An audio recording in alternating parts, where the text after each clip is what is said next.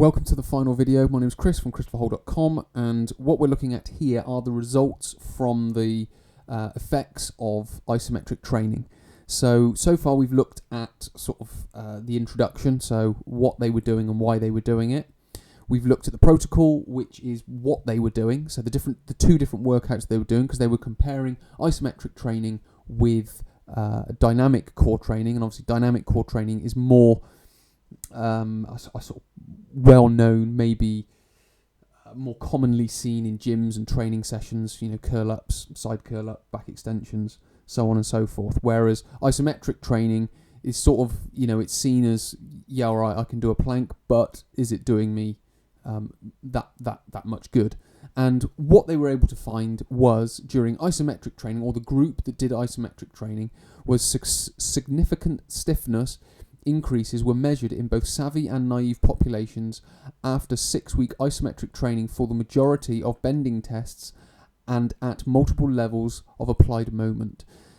During the dynamic, the results of the 6-week dynamic training yielded far fewer stiffness changes in both subject groups. What they mean by stiffness changes is the ability of the torso, of the spine, not to buckle under load.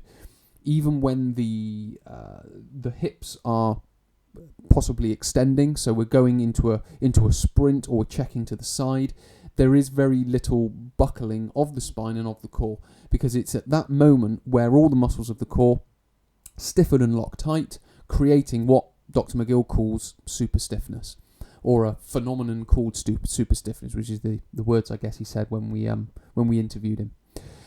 Then finally, the discussion, which is sort of like a summary and a conclusion of the study.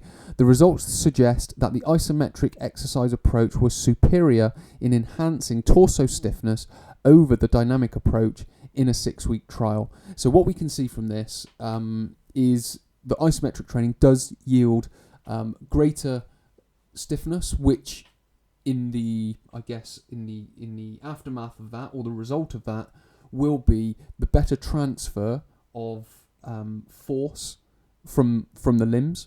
It will be better prevention of injury and prevention of the spine buckling, and the protection of the vital organs, of the vital structures, i.e. the ribs, the shoulder girdle, the hips, or the pelvis, in sporting performance. So overall, not only are we getting an enhance in performance, but we're also getting a sort of a minimizing and prevention of injury as well. So many thanks for watching. My name is Chris from ChristopherHole.com. We've been talking about the effects of isometric training. So thanks for watching, and I will speak to you in a future video.